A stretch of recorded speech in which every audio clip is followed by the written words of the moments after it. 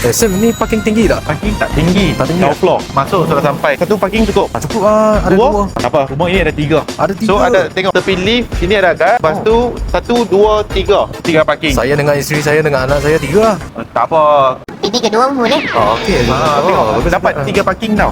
Dengan harga murah, banyak murah. Beli rumah percuma ke parking. Oh, ni parking tak payah sewa lah. Free punya. Ada masuk garan.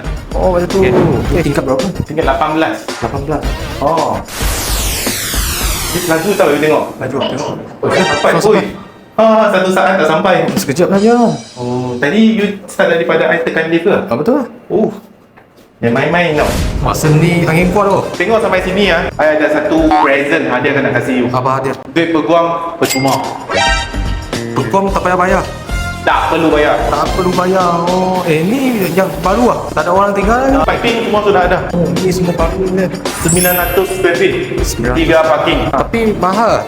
Tak mahal. Sebulan lebih kurang 2,000. Tengok, bensin pun sudah ada ini. Macam punya. Ingat saya siapa lagi ya? Apa lah? Tengok, I tunjuk tengok. Kita boleh buat bensin.